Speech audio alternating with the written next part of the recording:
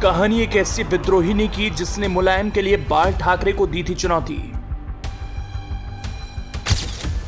किस्सा एक ऐसी मैगजीन में जगह पाने का जिसमें बड़े से बड़े नेता चंद लाइन लिखे जाने का अपने लिए करते हैं इंतजार। बैंडेड क्वीन फूलन देवी का किस्सा जो जिंदगी का रहा अहम हिस्सा। अपने ऊपर हुए बेइंतहा जुल्मों का बदला लेने के लिए मनुवादी व्यवस्था को चकनाचूर किए जाने से लेकर पूरे विश्व में बैंडेड क्वीन के नाम से पहचानी जाने वाली फूलन देवी 25 जुलाई के दिन इस दुनिया से चली गईं।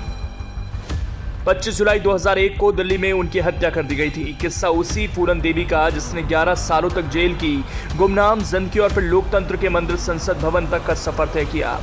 भारत के अब तक के इतिहास में जो एकमात्र नाम बलात्कारियों के मन में खौफ पैदा कर सकता है वो सिर्फ विश्व इतिहास की श्रेष्ठ विद्रोहिणी फूलन देवी हैं। उनके निधन पर भारतीय गणराज्य के राष्ट्रपति के.आर. नारायणन ने कहा था कि फूलन देवी की कहानी विद्रोह की कहानी है, दामन और शोषण के खिलाफ सफल बगावत की कहानी है।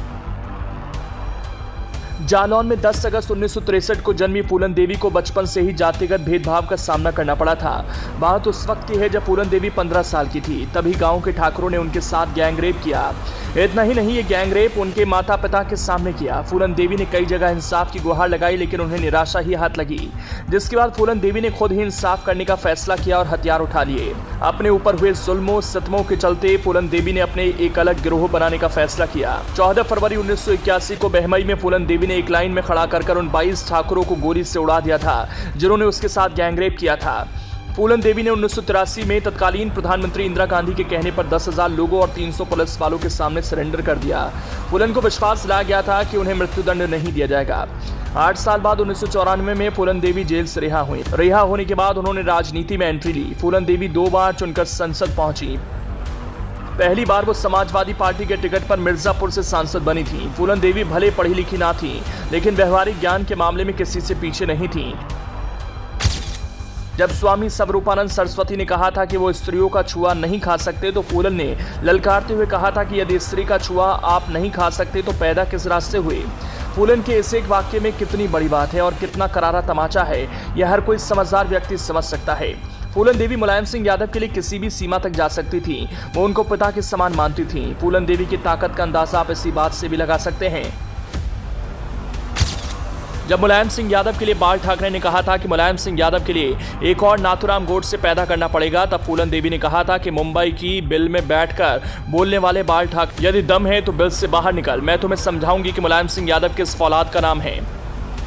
जब फूलन देवी की हत्या हुई थी तो देश से लेकर विदेशी अखबारों में इसका जिक्र हुआ था और सवाल उठाए गए थे। अंग्रेजी अखबार द गार्डियन अंग्रेजी में लिखता है, जिसका हिंदी अनुवाद है, फूलन देवी की हत्या से यूपी में लोगों के बीच रोष है। बीजेपी के खिलाफ लोगों ने नारेबाजी की। फूलन देवी की पार्टी सपा ने राष्ट्रवादी हिंदू पार्टी यानी बीजेपी पर उनकी हत्या की साजिश का आरोप लगाया। आरोप है कि यूपी की बीजेपी सरकार ने जानबूझकर उनकी सुरक्षा को कम किया। दिल्ली में घर के बाहर ही शेर सिंह राणा नाम के शख्स ने फूलन देवी की गोली मारकर हत्या कर दी थी। राणा के मुताबिक उसने ठाकुरों के हत्याकांड के बदले के लिए फूलन देवी को मारा था। टाइम मैगजीन ने फूलन को दुनिया की 15 विद्रोही महिलाओं में चौथे पायदान पर जगह दी थी। कहा जाता है कि फूलन ने कानून जरूर तोड़ा था लेकिन उसने दबंगों से बगावत की थी। उसके साथ जुर्म करने वालों से बदला लिया था। सालों पहले खुद फूलन ने एक इंटरव्यू में कहा था, मेरे साथ समाज के एक वर्ग ने ज्यादती की जिसका बदला मैंने लिया।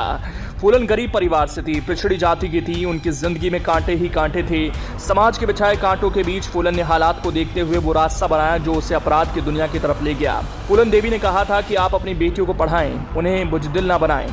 आज अगर कोई एक चांटा मारता है तो उसे उलटकर 2 चांटे मारने चाहिए, चाहे मार खाने वाली लड़की का पति हो, भाई हो या फिर कोई गैर इंसान।